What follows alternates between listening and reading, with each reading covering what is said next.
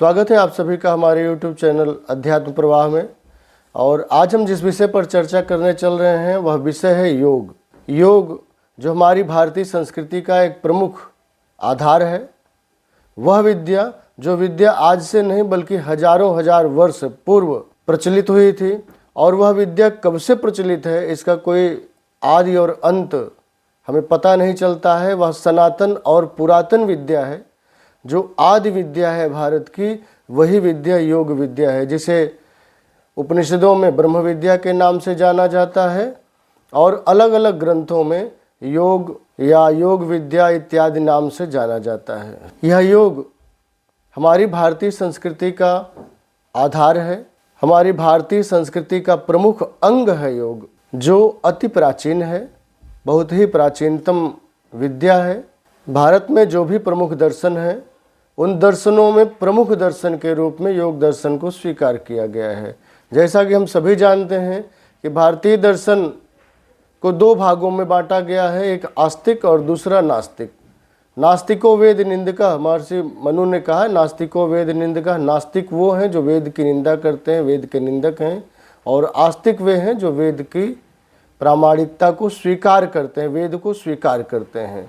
तो इस तरह से वेद को स्वीकार करने वाले कुल 6 दर्शन हैं: सांख्य योग, न्याय वैशेषिक, मीमांसा और उत्तर मीमांसा, जिसे हम वेदांत कहते हैं। सांख्य के प्रणेता महर्षि कपिल हैं, योग दर्शन के योग सूत्र के प्रणेता महर्षि पतंजलि हैं, और न्याय के प्रणेता महर्षि गौतम हैं, वैशेषिक के महर्षि कणाद हैं, और पूर्व मीमांसा जिसे हम मीमांसा दर्शन कहते हैं, इसके जो प्रणेता हैं वे महर्षि जैमिनी हैं, और उत्तर मीमांसा जिसे हम वेदांत कहते हैं, इसके प्रणेता कौन हैं?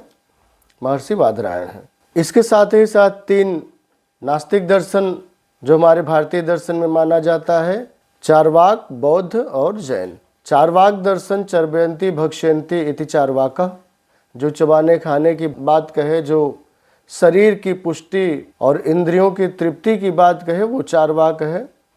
और चार्वाक दर्शन का प्रणेता महर्षि बृहस्पति को माना जाता है। और वस्तुतः इस पर एक मत नहीं है कि कौन है प्रणेता, लेकिन ज़्यादातर प्रमाण महर्षि बृहस्पति की तरफ जाता है कि महर्षि बृहस्पति चार्वाक दर्शन के प्रणेता हैं। बहुत ज़्यादा दर्शन की बातों में हम नहीं जाएंगे। हमारा जो मुख्य विषय है योग, और योग का परिचय, जो योग का परिचय है उस पर आज हम चर्चा करेंगे।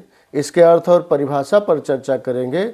तो बस संक्षिप्त रूप में इतना जान लें कि जो आस्तिक दर्शन 6 दर्शन हैं, जिन्हें हम वैदिक दर्शन कहते हैं: सांख्य योग, न्याय वैशेषिक, मीमांसा उत्तर मीमांसा, और उसी तरह से नास्तिक जो दर्शन हैं चार्वाक, बौद्ध। बौद्ध दर्शन के प्रणेता भगवान बुद्ध को माना जाता है, जिन्हें गौतम बुद्ध कहा जाता है। और जो जैन दर्शन है, जैन दर्शन को विशेष रूप से गति देने वाले महावीर स्वामी हैं। और यदि इसके आद्य उपदेष्टा की बात करेंगे तो जैन दर्शन के प्रथम तीर्थंकर जो हैं वे महामुनि ऋषभदेव हैं। ऋषभदेव जी प्रथम तीर्थंकर के रूप में हैं, इसलिए आदि उपदेष्टा अगर जैन दर्शन का माना जाएगा तो ऋषभदेव हैं। और इसको विशेष गति देने वाले, विशेष रूप से दार्शनिक दृष्टि से इसको प्रचारित प्रसारित करने वाले जैन दर्शन के 24वें तीर्थंकर महावीर स्वामी माने जाते हैं। इस तरह से जो 3 नास्तिक दर्शन हैं, चार्वाक इसके आदि उपदेष्टा बृहस्पति, बौद्ध भगवान बुद्ध जिन्हें हम गौतम बुद्ध के नाम से जानते हैं, और जैन दर्शन इसके आदि उपदेष्टा महामुनि ऋषभदेव, और 24वें तीर्थंकर जो हैं विशेष रूप से इसको प्रचारित प्रसारित करने वाले जैन दर्शन को महावीर स्वामी हैं। तो ये दर्शन की बात इसलिए किया क्योंकि योग को जो हमारा पाठ्यक्रम है उसमें दर्शन के रूप में विशेष रूप से स्वीकार किया गया है, जिसे हम योग दर्शन के नाम से जानते हैं। महर्षि पतंजलि ने योग सूत्र लिखा है। वह योग सूत्र 4 अध्यायों में उन्होंने लिखा है। 4 अध्याय मतलब 4 पाद। पाद मतलब चरण होता है।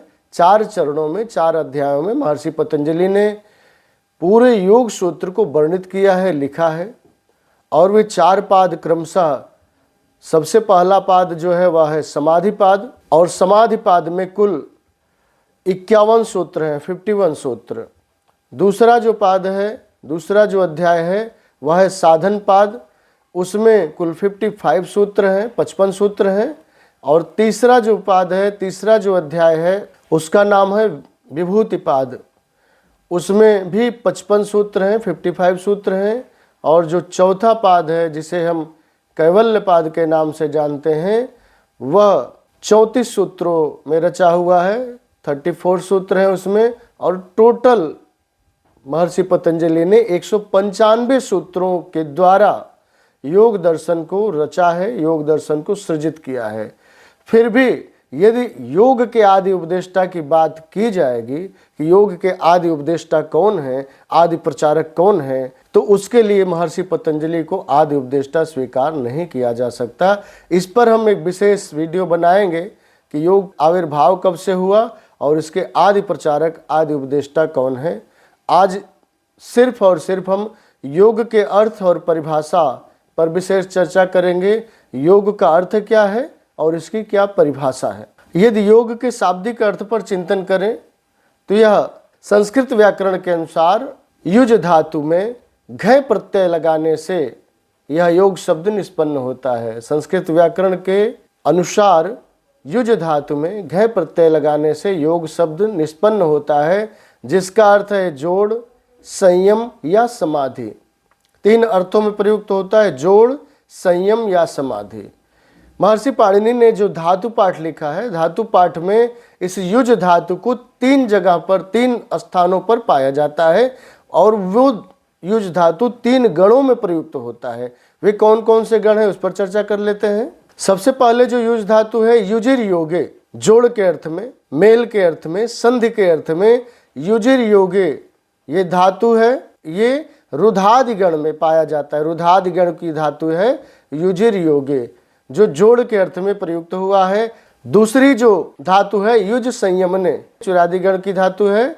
और तीसरा है युज समाधव, ये दिवादि गण है, दिवादि गण की धातु है। तो युजुर योगे का अर्थ है जोड़ के अर्थ में, जोड़, मेल या संधि के अर्थ में जो युज धातु है वो प्रयुक्त होती है। दूसरे अर्थों में यदि कहा जाए युज संयमने, संयम के अर्थ में, नियंत्रण के अर्थ में युज धातु प्रयुक्त होती है। और तीसरे अर्थों में यदि बात करें तो युज समाधव, समाधि के अर्थ में भी योग को प्रयुक्त किया जाता है, योग का प्रयोग किया जाता है।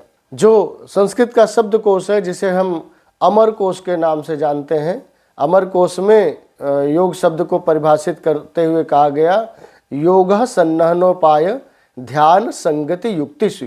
योग क्या है? सन्नहन, उपाय, ध्यान, संगति और युक्ति, इसको योग कहते हैं। अब अलग अलग जो ग्रंथकार हैं, अलग अलग जो ऋषि महर्षि हैं, उनके अनुसार हम जानने की कोशिश करते हैं कि योग शब्द की क्या परिभाषा हो सकती है, या उन महापुरुषों ने, महर्षियों ने योग को किन किन शब्दों में, किन किन भावों में परिभाषित किया है। सबसे पहले महर्षि पाणिनि के अनुसार हमने जाना कि योग शब्द को जोड़, संयम और समाधि के अर्थों में प्रयुक्त किया जाता है। अब योग दर्शन के जो रचयिता हैं, योग दर्शन के जो प्रणेता हैं महर्षि पतंजलि, उनके अनुसार यदि योग शब्द को परिभाषित किया जाए तो क्या होगा? योगस चित्त वृत्ति निरोधा। योग क्या है? चित्त की वृत्तियों का निरोध है। सबसे पहले जब उन्होंने सूत्र की रचना की, सूत्र रचना में उन्होंने सबसे पहले कहा अथ योगानुशासनम। योग क्या है? एक अनुशासन है। और वह योग क्या है? चित्त की वृत्तियों का निरोध है। दूसरे सूत्र में उन्होंने कहा, पहला जो सूत्र है उन्होंने मांगलिक अर्थों में प्रयुक्त किया, अर्थ जो शब्द है मांगलिक है। और योगानुशासनम उन्होंने कहा कि अब योग को मैं अनुशासित करने जा रहा हूँ, योग को अब मैं व्याख्यायित करने जा रहा हूँ। और विशेष तौर पर योग क्या है? अनुशासन है। योग क्या है? संयम है। महर्षि पतंजलि ने पूरे योग सूत्र में योग को संयम के अर्थों में विशेष रूप से बतलाने की कोशिश की है, और योग को समाधि के अर्थ में विशेष रूप से बताने की कोशिश की है। इसीलिए उन्होंने कहा योगस चित्त वृत्ति निरोधा। योग क्या है? चित्त की वृत्तियों का निरोध है। योग चित्त की वृत्तियों का निरोध है। अब ये चित्त क्या है? उसकी वृत्तियां क्या हैं और उसका निरोध क्या है, इस पर चर्चा कर लेते हैं। चित्त एक अंतःकरण है। हमारे शरीर में 4 अंतःकरण हैं, मन, बुद्धि, चित्त और अहंकार। मन, बुद्धि, चित्त और अहंकार 4 अंतःकरण हैं। उन्हीं 4 अंतःकरणों में एक अंतःकरण का नाम है चित्त, जिसे हम चित्रपट के रूप में जानते हैं। चित्रपट मतलब कैमरा। कैमरा क्या करता है, किसी भी वस्तु के पूरे आकार को अपने अंदर समाहित कर लेता है, अपने अंदर संजोकर रख लेता है।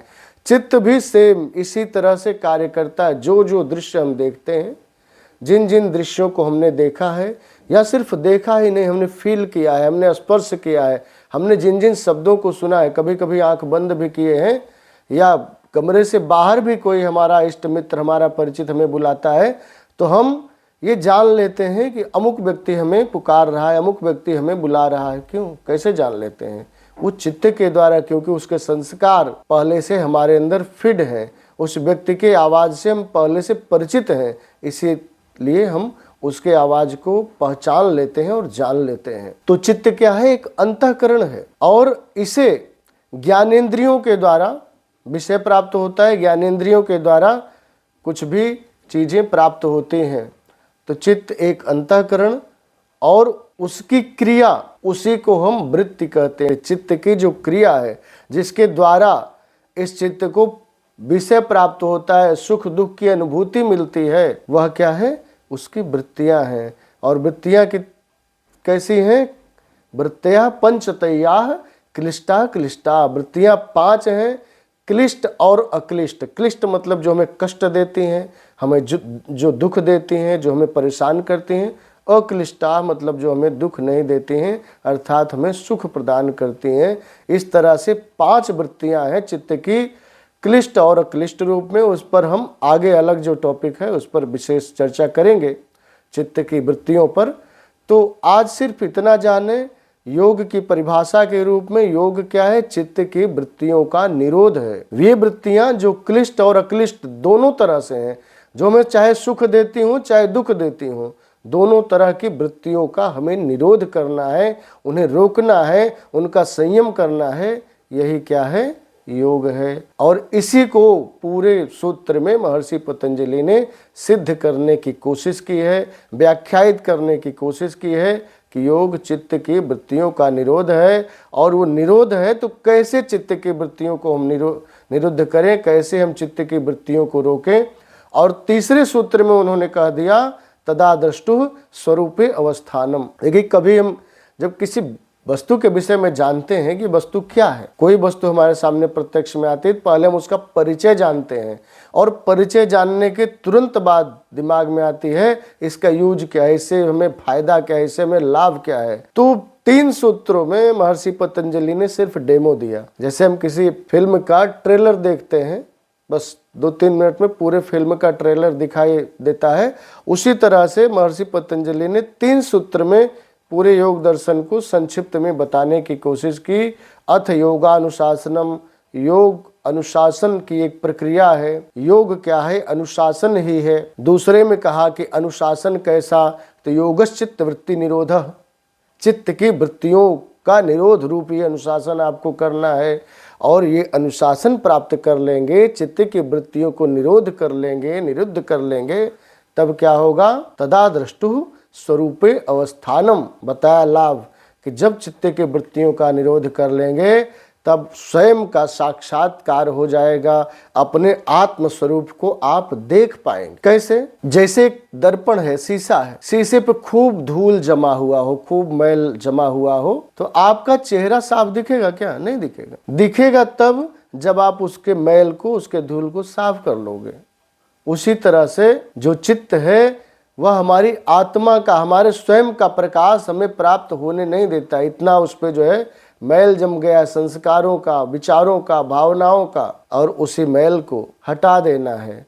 उसी मैल को साधना के द्वारा, समाधि के द्वारा कम कर देना है। तब हम क्या करेंगे, तदा द्रष्टुः स्वरूपे अवस्थानम, अपने आत्म स्वरूप का, अपने स्वयं के स्वरूप का दर्शन प्राप्त करेंगे, अपने आत्म स्वरूप में प्रतिष्ठित हो जाएंगे। ये महर्षि पतंजलि के अनुसार योग की परिभाषा हुई योगश्चित्त वृत्ति निरोध। जैसे आप एक तालाब का उदाहरण लीजिए, तालाब के किनारे आप खड़े हो जाइए और जब जल बिल्कुल शांत रहता है तो आपका पूरा चेहरा उसमें दिखने लगता है, और जब जल तरंगित रहता है, उसमें तरंगें उठती रहती हैं, तब क्या होता है, चेहरा साफ नहीं दिखता। यही जो तरंग है वो क्या है, वृत्तियां हैं। चित्त की वृत्तियां क्या है, तरंग हैं, और इन्हीं तरंगों को, इन्हीं वृत्तियों को शांत करना है योग साधना के द्वारा, तब स्वयं का प्रकाश हमें प्राप्त होने लगेगा। ये महर्षि पतंजलि के अनुसार योग की परिभाषा हुई। इसको आप सभी अच्छी तरह से जान लेंगे। एक बात मैं और बता दूं, ये योग की परिभाषा या योग परिचय, ये जो सीरियल हम चला रहे हैं, बहुत सारे लोगों की इच्छा थी कि योग का अर्थ क्या है, इसकी परिभाषा क्या है, हमें बताएं।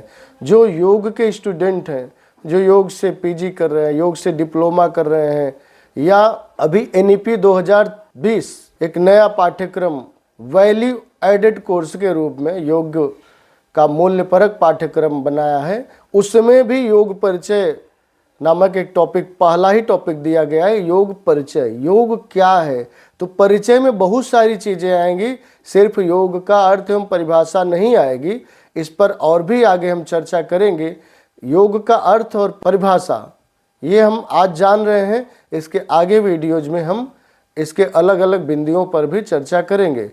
तो योग का अर्थ महर्षि पतंजलि के अनुसार हमने बताया, अब अलग अलग महर्षियों के अनुसार, अलग अलग ऋषियों के अनुसार हम जानते हैं। योग सूत्र पर सबसे अच्छी जो व्याख्या है, सबसे अच्छी टीका जो मानी जाती है, व्यास भाष्य। और व्यास जी ने योग को परिभाषित करते हुए कहा, योग समाधि।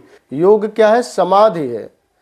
और योग दर्शन में समाधि की विशेष चर्चा की गई है। दो तरह की समाधियों का वर्णन किया गया है, एक संप्रज्ञात समाधि और एक असंप्रज्ञात समाधि। इन समाधियों पर हम आगे क्रमशः चर्चा करेंगे।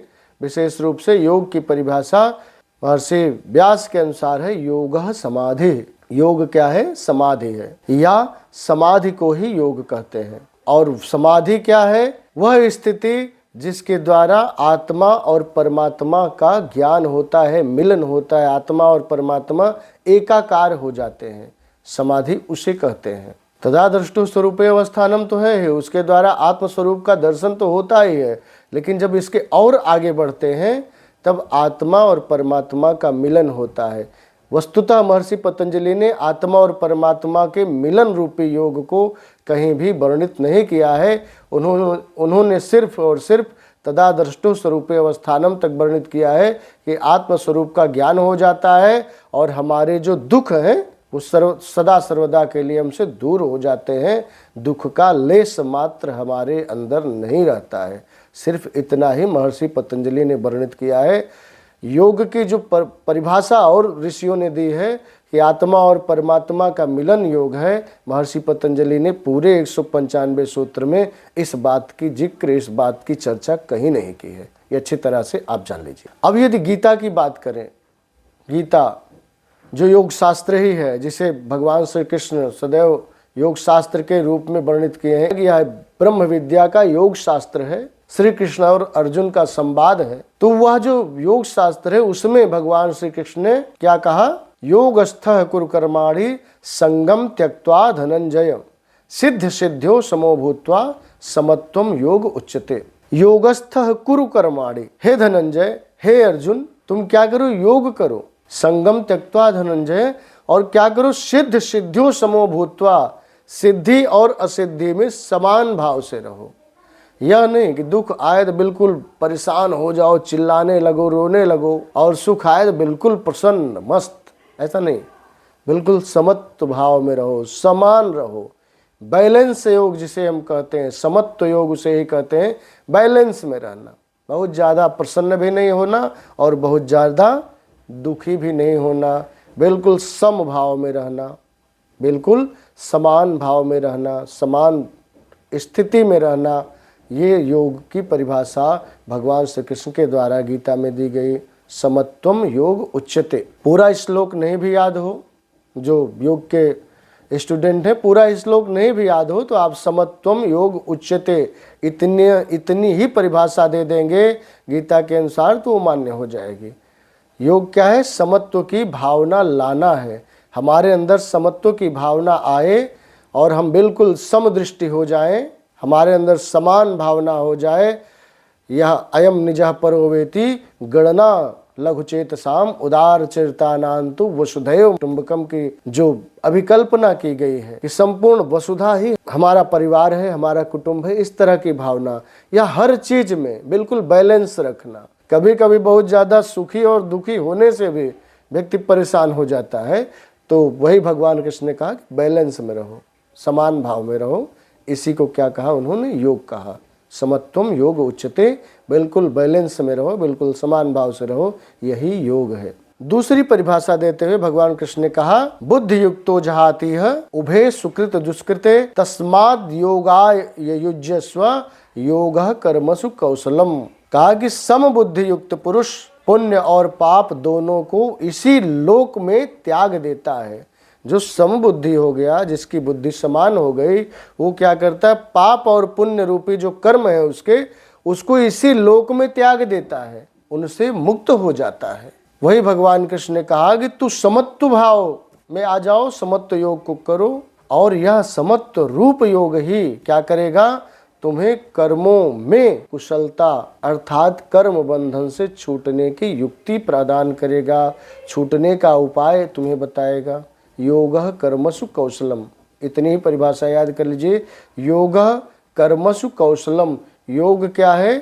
कर्मों में कुशलता। कर्म तो बहुत कर रहे हैं, लेकिन उन कर्म के बंधनों से हम कैसे छूट जाएं, उसकी जो योग्यता प्राप्त होती है ना, उसी को क्या कहते हैं? योग कहते हैं। जो कर्म बहुत तरह के हैं, यदि कर्म पर चर्चा की जाए तो अलग से 1-2 घंटे का वीडियो बन जाएगा।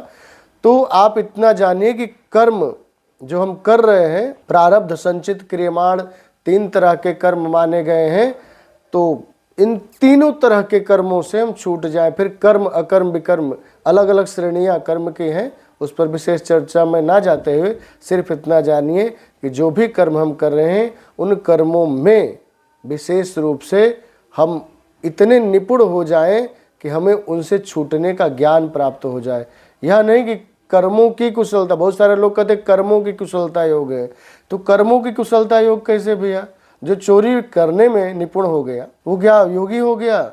जो गलत कार्यों में निपुण हो गया वो क्या योगी हो गया? नहीं, कर्म कर रहा है लेकिन उस कर्म के बंधन से छूटने की कुशलता जिसको मिली वह योगी होगा। ये भगवान श्री कृष्ण ने गीता में कहा है। यह नहीं कि कर्मों की कुशलता, कर्म करने में निपुण हो गया और वो जो है योगी हो गया, तो चोरी करने वाला भी तो चोरी करने में निपुण हो गया, आतंकवाद फैलाने वाला भी आतंकवाद में निपुण है तो वो योगी हो गया। ऐसी बात नहीं है। कहा ही कबीर कोई संत जन जौहरी जो कर्म की रेख पे मेख मारे।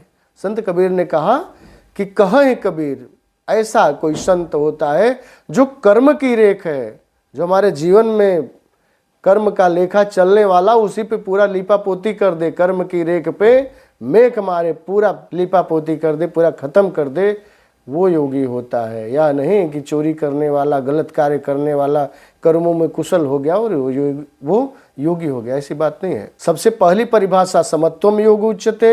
योग क्या है? समत्व है। योग क्या है? बैलेंस है। सुख और दुख में समान भाव में रहने की योग्यता ही योग है। और दूसरे में कहा योग कर्मसु कौशलम, कर्मों में निपुणता प्राप्त करना, कर्मों से बच निकलना ही योग है। और तीसरी परिभाषा भी भगवान कृष्ण ने गीता में दी। ये 2 परिभाषाएं गीता के 2वें अध्याय में आपको प्राप्त होंगी, और जो तीसरी परिभाषा है वह गीता के 6ठे अध्याय में 23वां नंबर जो श्लोक है उसमें आपको प्राप्त होगी। तम विद्यात् दुख संयोग वियोगम योग संगीतम, अर्थात दुख रूप संसार के संयोग से रहित होने का नाम ही योग है। दुख रूप संसार के संयोग से रहित होना ही क्या है? योग है। ये जो दुख रूप संसार है इसके संयोग से रहित हो जाना ही योग है। गीता के अनुसार तीसरी जो परिभाषा है तम विद्यात् दुख संयोग वियोगम योग संहितम। ये 3 परिभाषाएं हमने गीता के अनुसार जानी। इनमें 1-2 परिभाषाएं भी आप यदि अपने पाठ्यक्रम में लिख देते हैं तो निश्चित ही आपको अच्छे नंबर प्राप्त हो जाएंगे। और जो सिर्फ श्रद्धा भाव से जानना चाहते हैं उनके लिए भी ये 3 परिभाषाएं योग की गीता में दी गई हैं। अब आइए मनुस्मृति के अनुसार जानते हैं योग की क्या परिभाषा है। महाराज मनु ने लिखा, ध्यान योगेन संपश्यत गति मत्स्यांतरात्मनः। क्या है? ध्यान योग से भी आत्मा को जाना जा सकता है, इसलिए ध्यान योग का अभ्यास करना चाहिए, ऐसा महाराज मनु ने मनुस्मृति में लिखा है। अब कठोपनिषद के अनुसार यदि हम योग की परिभाषा जानना चाहें, कठोपनिषद वह उपनिषद जिसमें मृत्यु के आचार्य से, मृत्यु के देवता से या मृत्यु नामक देवता से, यम नामक देवता से नचिकेता नामक एक जिज्ञासु, एक छोटा सा बालक जाकर अपनी जिज्ञासाओं को शांत करता है, जिस पर हमने कुछ वीडियोज बनाए भी हैं। वह श्रृंखला चल रही है और आगे भी चलती रहेगी। अगर कठोपनिषद की चर्चा आपको जाननी है तो आप प्ले लिस्ट में जाएंगे और वार्ता मृत्युदेव से इस टॉपिक पर एक श्रृंखला हमने चलाई है। उस पर 2-3 वीडियो लगभग अभी डाले गए हैं। आगे भी पूरी कठोपनिषद की चर्चा उसमें की जाएगी।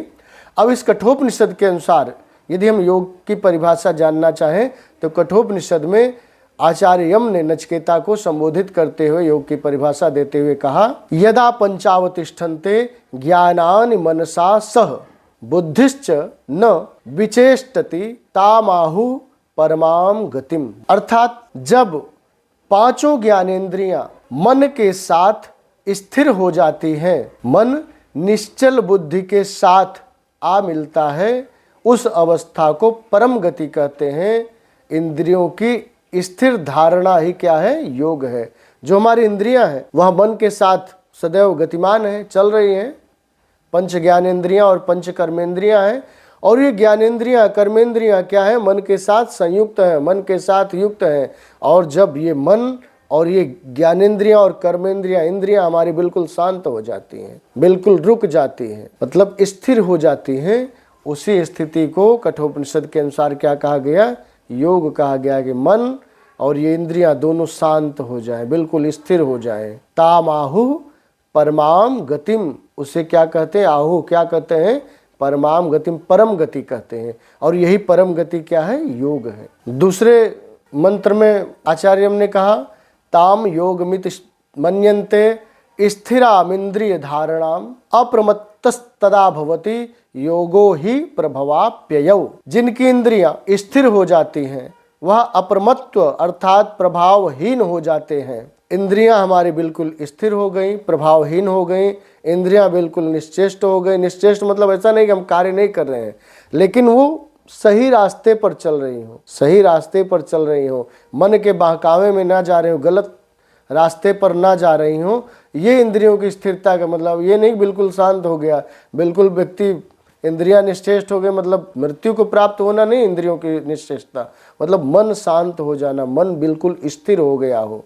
और मन स्थिर हो गया आपका, शांत हो गया, तो इंद्रियां भी सही रास्ते पर चलने लगेंगी, सही मार्ग पर चलने लगेंगी, सही कार्य करने लगेंगी। जब हम सही रास्ते पर चलने लगेंगे, सही कार्य करने लगेंगे, शुभ संस्कारों का उदय होगा और अशुभ संस्कार हमारे जो होंगे वो क्या होंगे? नष्ट होने लगेंगे। इसी अवस्था को कठोपनिषद में योग कहा गया। यही कठोपनिषद के अनुसार योग की परिभाषा हुई। अब योग सिखोपनिषद जो योग का एक ग्रंथ माना जाता है और योगोपनिषद माना जाता है, योग का एक उपनिषद माना जाता है जिसमें योग के विषय में विशेष वर्णन किया गया है, योग सिखोपनिषद। उसमें कहा गया है जो सूर्य चंद्र नाड़ी है, जो अपान और प्राण है, जो आत्मा और परमात्मा है, इनका मेल, इनका योग, इनका संयोग ही क्या है? योग कहलाता है। अर्थात प्राण और अपान का मेल योग है। सूर्य और चंद्र नाड़ी जो हमारी नासापुट से सूर्य और चंद्र नाड़ी का प्रवाह हो रहा है वो क्या है? दोनों का आपसी मेल योग है, सूर्य और चंद्र नाड़ी का आपसी मेल। और तीसरा कहा आत्मा और परमात्मा का मिलन योग है। तो 3 चीजें इस योग सिखोपनिषद में योग को परिभाषित करते हुए कहा गया। यदि अपान और प्राण का मेल होता है उसे भी योग मानेंगे, सूर्य और चंद्र नाड़ी का मिलन हो जाता है, दोनों एकाकार हो जाते हैं, तब योग होता है। और तीसरा कहा आत्मा और परमात्मा का मिलन, आत्मा और परमात्मा का एकाकार हो जाना ही योग है। कैवल्योपनिषद में कहा कि श्रद्धा भक्ति योगावदेहि, अर्थात श्रद्धा भक्ति और ध्यान के द्वारा आत्मा को जानना ही योग है। श्रद्धा भक्ति और ध्यान के द्वारा, समाधि के लगाकर जो ध्यान की विशेष प्रक्रियाएं हैं उनके द्वारा आत्मा को जानना ही क्या है, योग है। अब सबसे प्रमुख जो परिभाषा जो प्रायः प्रचलित है, प्रत्येक ग्रंथ में हमें प्राप्त होती है, संयोगो योग इत्युक्तो जीवात्म परमात्मनो।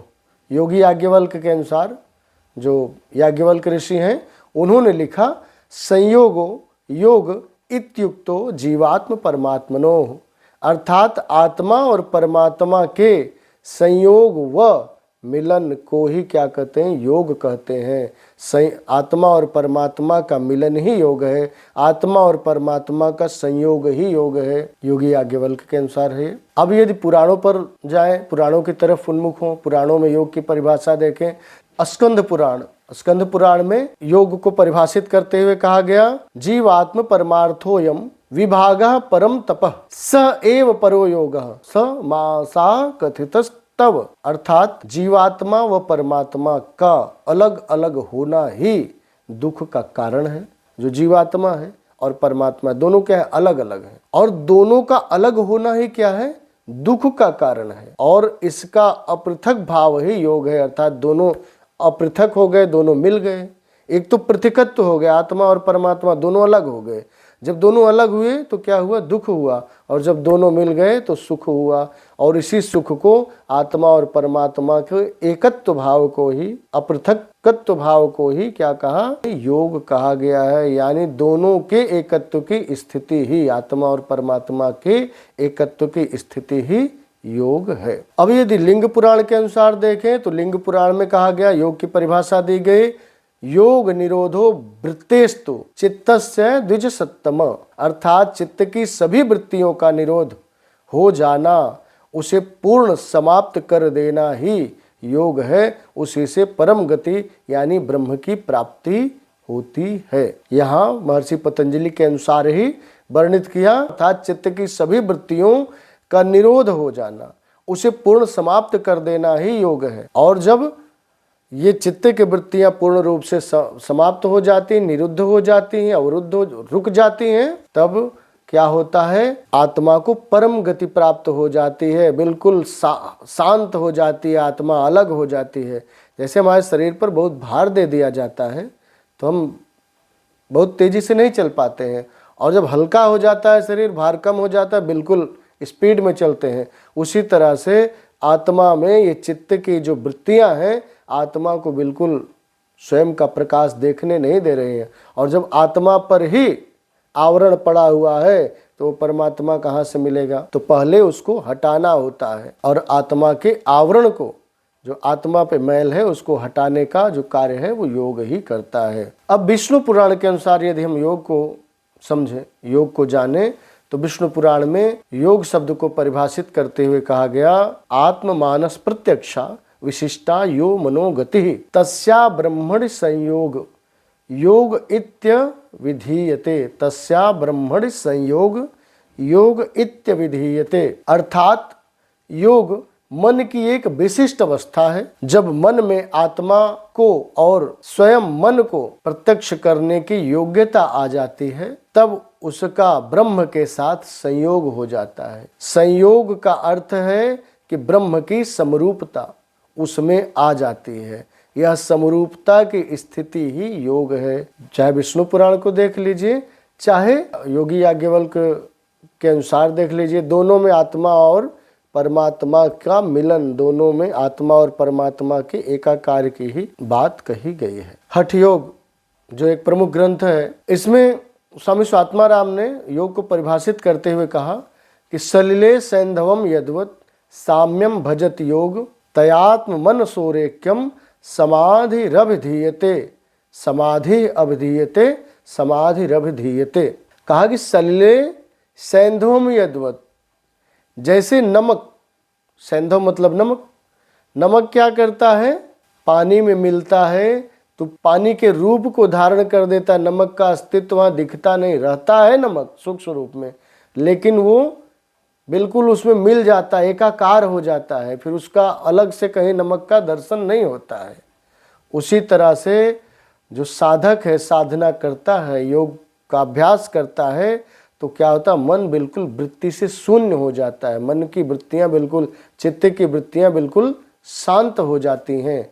और जब ये चित्त की वृत्तियां शांत हो जाती हैं तो फिर एकाकार हो जाता है, आत्मा का प्रकाश प्राप्त होने लगता है। और यही मन की जो स्थिति है, तयात्म मन सोरेक्यम, आत्मा और मन की एक रूपता को ही उन्होंने समाधि माना है। समाधि ही अभिधीयते, समाधि के रूप में जानना चाहिए, समाधि है। तो हमने विविध जो ऋषि महर्षि हैं, विविध जो योग के आचार्य हैं, उनके द्वारा योग की परिभाषाओं को जानने की कोशिश की कि योग का अर्थ क्या है और योग की परिभाषा क्या है।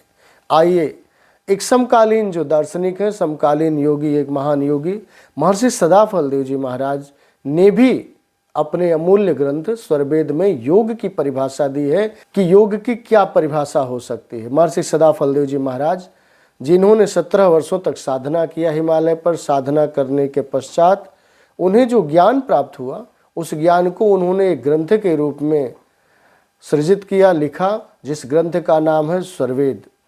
आप सभी जो वाराणसी में रहते हैं और आज पूरे विश्व पटल पर एक महामंदिर छाया हुआ ट्रेंड में है, उस मंदिर का नाम है स्वरवेद महामंदिर। स्वरवेद महामंदिर प्रायः वाराणसी के सभी जानते हैं, या जो भी भारत के लोग हैं वाराणसी जब आते हैं भगवान भोलेनाथ का दर्शन करने, बाबा विश्वनाथ का दर्शन करने, वो स्वरवेद महामंदिर पर अवश्य जाते हैं, अवश्य देखने जाते हैं। तो स्वरवेद क्या है? महर्षि सदाफलदेव जी महाराज के अनुभूतियों की अभिव्यक्ति है, जो उन्होंने 3137 दोहों में लिखा है हिंदी भाषा में। और उस स्वरवेद में भी उन्होंने योग शब्द को बहुत ही सुंदर ढंग से, बहुत ही अच्छे शब्दों में परिभाषित किया है। आइए अब महर्षि सदाफलदेव जी महाराज के द्वारा योग की परिभाषा जानने की कोशिश करते हैं। उन्होंने स्वरवेद में कहा कि योग योग सब कोई कहे, योग न जाना कोय, अर्धधार उरध चले, योग कहावे सोए। उन्होंने कहा कि योग योग तो सब कहते हैं, कोई योग मतलब आसन समझ रहा है, कोई योग मतलब प्राणायाम कर समझ रहा है, कोई योग मतलब हठ योग समझ लिया, बहुत ज़्यादा हठ कर लेना। हठ योग की परिभाषा अलग है, लेकिन प्रायः लोग हठ योग मतलब बिल्कुल किसी बात पर हठ कर लेना कि हम खड़े होकर रहेंगे तो हम जल में बैठ कर रहेंगे, इसको समझ लेना। उन्होंने कहा योग ये नहीं है। योग के लिए कहा कि अर्धधार उर्ध चले, योग कहावे सोए। अर्ध और ऊर्ध्व क्या है? जो हमारी चित्त की वृत्तियां संसार में प्रवाहित हैं, विषयों में रमण कर रही हैं, विषयों में भ्रमण कर रही हैं, उसी को उलट देना, उसी को उलट देना, उस ब्रह्म की तरफ लगा देना, उस ब्रह्म की तरफ हमारी वृत्तियों को उन्मुख कर देना ही योग है। मानस में हम लोग पढ़ते हैं ना, उल्टा नाम जपत जग जाना, वाल्मीकि भय ब्रह्म समाना। वाल्मीकि की जो चित्त की वृत्तियां थी, जो संसार में मार काट में लगी हुई थी, वो वृत्तियां उनकी जब उलट गई, राम में लग गई, उस ईश्वर में लग गई, तो वाल्मीकि भय ब्रह्म समाना, ब्रह्म के समान हो गए वो।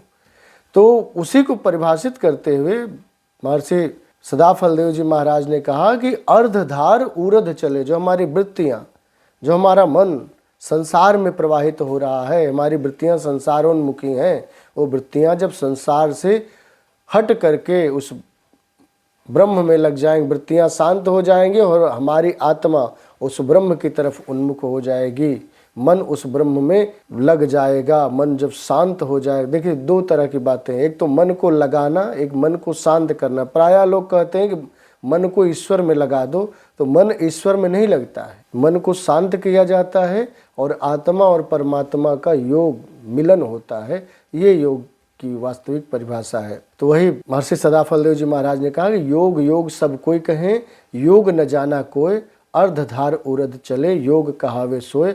अर्थात जो हमारी चेतना संसारोन्मुखी है, संसार में प्रवाहित है, उसी को उलट करके उस ईश्वर में लगा देना, उस सर्वेश्वर में लगा देना ही क्या है? योग है। आगे भी उन्होंने परिभाषित करते हुए योग को कहा कि योग कहत हैं जोड़ को, योग कहत हैं संधि, योग रहस्य उपाय में जीव ब्रह्म की संधि। बिल्कुल ये जो महर्षि पाणिनि वाला है ना मैटर, योग कहते हैं जोड़ को, युजिर योगे, युज संयमने, युज समाधव, पूरी आपको व्याख्या यहाँ मिल जाएगी। योग कहते हैं जोड़ को, योग मतलब क्या, जोड़। दो सजातीय पदार्थों का मेल ही क्या है, योग माना जाता है, जोड़ माना जाता है। और योग कहते हैं जोड़ को, योग कहते हैं संधि। संधि मतलब भी क्या होता है, जोड़ होता है, मेल होता है।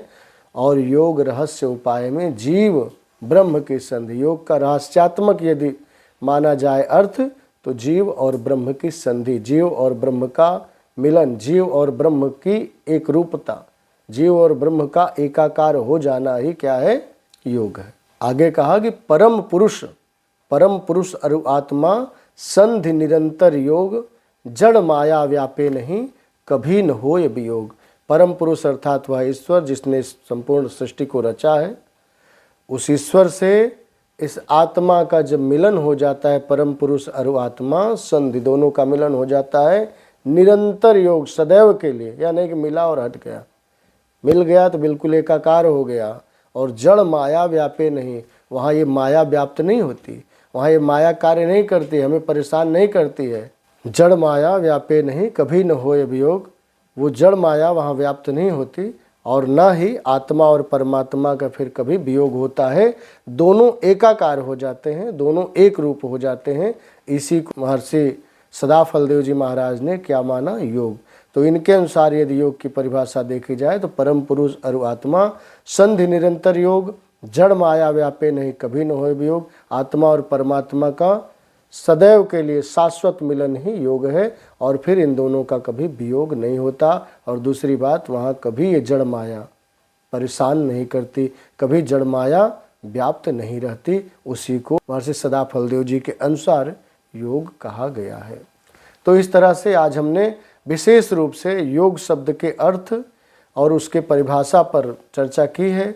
आगे पुनः योग का उद्देश्य क्या है, योग से हमें क्या प्राप्त होता है, योग का महत्व क्या है, इस पर चर्चा करेंगे। इसके साथ ही साथ योग का आविर्भाव कब हुआ, योग का प्रणयन कब हुआ, योग के आदि आचार्य कौन हैं, इस पर विशेष रूप से चर्चा करेंगे। फिर जो वैल्यू एडेड कोर्स योग का है उस पर भी बहुत सारी बातें हैं। चित्त की वृत्तियाँ क्या हैं और वृत्तियाँ कितनी हैं, चित्त की भूमियाँ क्या हैं, इन सब पर क्रमशः चर्चा करेंगे। तो आज के लिए इतना ही पर्याप्त समझते हैं। योग की परिभाषा अलग अलग ऋषियों के अनुसार, अलग अलग आचार्यों के अनुसार आपने जानी है। आशा करते हैं कि आपको यह वीडियो निश्चित ही लाभकारी लगेगी, आपके लिए निश्चित ही लाभकारी सिद्ध होगी। और यदि आपको लगता है कि निश्चित ही आपके लिए लाभकारी सिद्ध हो रही है तो आप इस चैनल को, जो अध्यात्म प्रवाह नाम से चैनल है, इसको सब्सक्राइब कर लेंगे, अधिक से अधिक लोगों तक शेयर करेंगे।